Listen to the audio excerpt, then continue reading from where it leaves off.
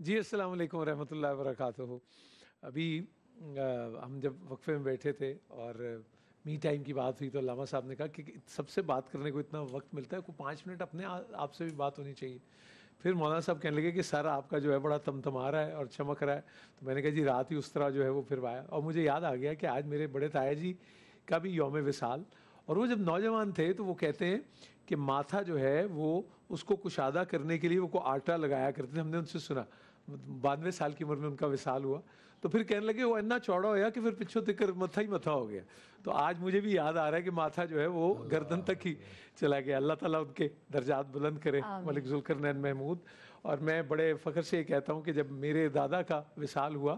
تو میرے تایا نے میرے ابا جی سے یہ کہا کہ آج میں یتیم ہوں تم یتیم نہیں ہوئے۔ تو یہ ابا جی بار بار اور تواتر سے اب سنتے تھے، اور اللہ تعالیٰ جتنے مرحومین ہیں سب کے درجات بلند کرے۔ مولانا صاحب آپ فرما رہے تھے اور ہم وہاں تک پہنچے، میں اگر اب آپ سے یہ کہہ دوں ہسٹری آف اسلام جب ہم دیکھتے ہیں، واٹ اے گریٹ سگنیفیکنس دس غزوہ بدر اور یوم فرقان ہم اسے کہتے ہیں،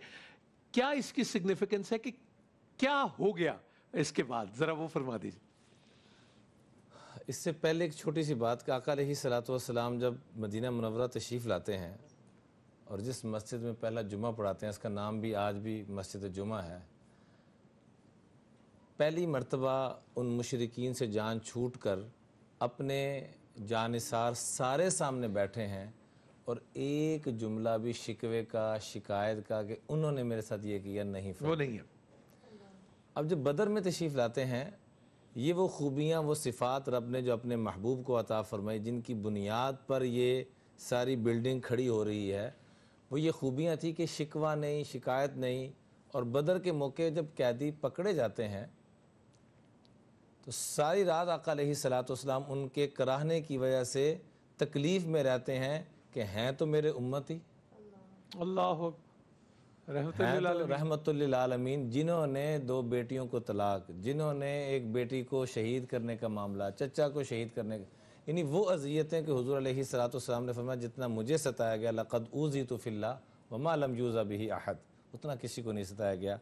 ان کی بھی تکلیف برداشت نہیں ہو رہی۔ اور پھر قیدیوں کے بارے میں یہ حکم دیا کہ جب یہ پکڑے جائیں، جو پکڑے گئے تو ان کے ساتھ سلوک ایسے کرنا جیسے اپنوں کے ساتھ کیا جاتا، اور وہ کر کے دکھایا۔ مصعب بن عمیر کے جو بھائی ہیں عمیر بن عزیز،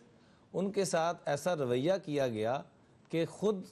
جو صحابی ہیں جن کی قید میں ہیں وہ خشک روٹی سے گزارا کر رہے ہیں، ان کو تازہ کھانا دیا جا رہا ہے۔ ان اخلاق کو دیکھ کر وہ اسلام کے اندر داخل ہو رہے ہیں۔ اللہ اکبر۔ ابو عزہ بختری وہ پکڑا جاتا ہے جو اس حضور علیہ السلام کے بہت خلاف بول رہے ہیں، اور صرف اتنا کہا کہ میری 4 بیٹیاں ہیں، میں نہ فدیہ دے سکتا ہوں نہ میرے پاس اور کچھ ہے۔ جو ہی بیٹیوں کا سنا تو بیٹیوں کی بنیاد پر امام الانبیاء اس کو رہا کر رہے ہیں۔ اب یہ یوم الفرقان جو آ رہا ہے، اب میں اگر غلطی نہیں کر رہا تو یہ پہلی بار تھا تاریخ میں جب جنگی قیدیوں کے متعلق قوانین وضع کیے گئے۔ بالکل ٹھیک۔ اب یہ جو آپ نے فرمایا یوم الفرقان، فرقان کا لفظی ترجمہ ہے فرق کرنے والا، ای بین الحق والباطل، حق اور باطل کے درمیان۔ اس کی تشریح قرآن نے خود کی ہے کہ کیا فرق ہوا ہے آج کے بعد۔ فرمایا لیہلک من ہلک عن بینہ